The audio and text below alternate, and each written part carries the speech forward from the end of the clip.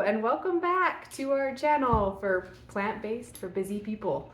Today I'm excited about what we're making because my family, we love sourdough and we have found that it is fun and you can use it in so many things. But today we're just gonna do some easy sourdough rolls.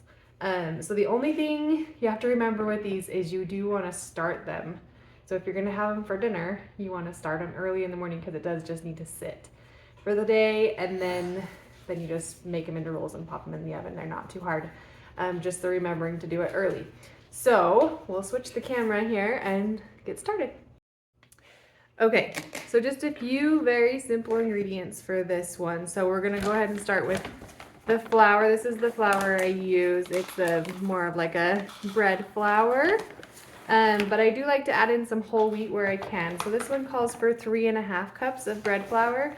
So I already did 2 of this, so I'm gonna do 2.5.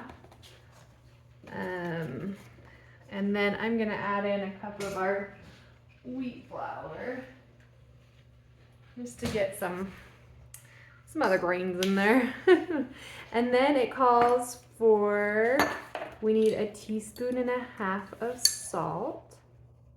So there's 1.5 teaspoons of salt. And it calls for 2 teaspoons of yeast. So here's 1 and 2. And this is just a nice dump it all in the same bowl kind of a recipe. We also need 2 teaspoons of sugar or some kind of sweetener. 1, 2 to feed that yeast.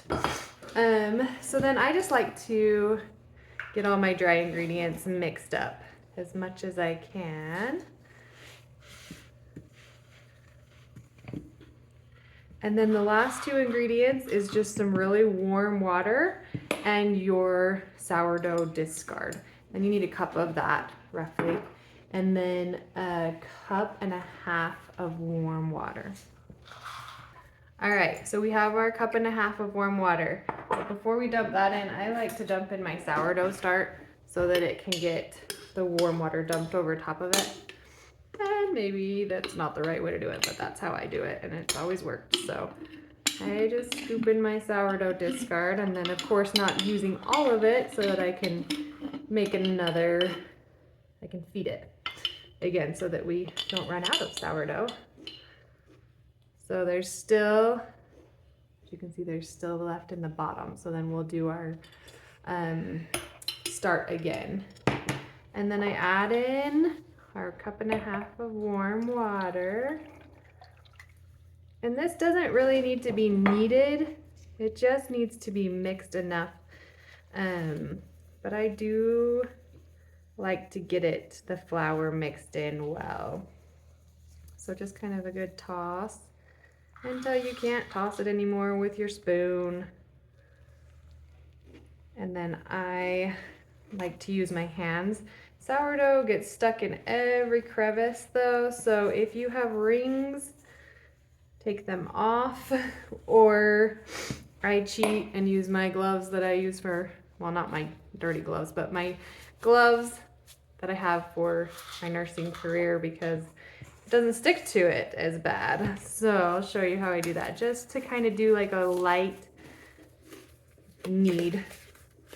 Not so bad that you're killing the sourdough and the airiness, but just enough to mix it. I'll show you how I do that. Try to get as much of it off your spoon because it will stick. So again, just kind of lightly mixing it enough that that sourdough is getting mixed in. And you may still have dry patches, and that's okay because then after we get this mixy, it doesn't really stick to these gloves, which is great. I found I would spend a lot of time trying to clean sourdough off my fingers and out of my rings. So just a gentle knead just to get it at least started. And then you still have to pick a little bit off. Not too bad. These gloves are a little large, but they do the trick. Okay. And then all we do is cover it up with some plastic wrap. Set it somewhere warm for a couple hours or until it's doubled in size. And then we'll be back to make our rolls. Okay, we're back. It's been about 4.5 hours since we started our dough, and it has doubled in size, and it is time to bake it for dinner. Okay, so as you can see, it's bigger. And then I have my 9x13 dish that we're just gonna grease just lightly, just so that it doesn't stick to the bottom. And then I like to cut my dough in half, just roughly, so that I can kind of know how many rolls we're making, because I don't really ever do the same thing twice.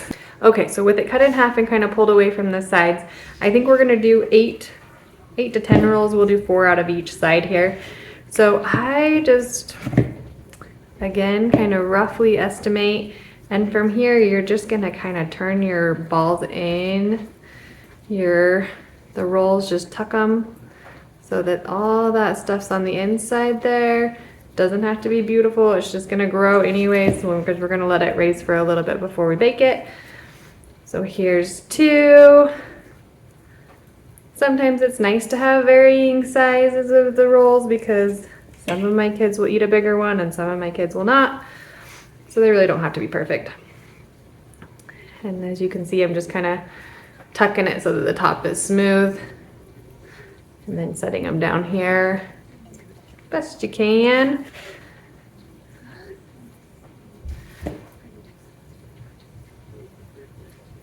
And we'll keep going until we have 8 of those. Okay, so now we have all 8 of our rolls ready to go. They're shaped, and we are gonna let them raise for 15-20 minutes while our oven preheats. So the trick with the sourdough rolls is you wanna start with your temperature high and then drop it partway through. So we're gonna start at 425, and then after about 15 minutes, we're gonna drop it down to 375. And then from there, you'll cook it from 20 to 30 minutes, 20 to 25, depending on your oven, just until they're golden brown. And then after that, we just give them a little bit of a buttering job, and they are ready for dinner. Okay, our rolls have gotten a little bit bigger, and our oven is ready at 425. So we're gonna put it in. And we're gonna let it cook for 15 minutes. And then after 15 minutes, we're gonna turn the temperature down to 375.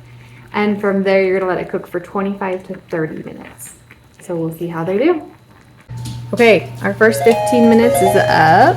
They look good. So we're gonna go ahead and switch our temperature to 375 for, we'll do 25 minutes and see how it does. Okay, our 25-ish minutes are up and they are perfect. So we're just gonna pull them out and put a little bit of butter on top, and then they'll be ready for dinner. Okay, so they're ready to go. So we're just gonna glaze the top a little bit. Kids are getting hungry, so we'll do it quick. We just, oops, not too much, but just a little bit so that the top kind of caramelizes a bit. And this is our plant-based butter that we use on everything. And then we'll be ready for dinner here in just a minute. Okay, they've cooled a little bit. They're nice and crispy on the outside, and as you can see, nice and soft on the inside. Enjoy!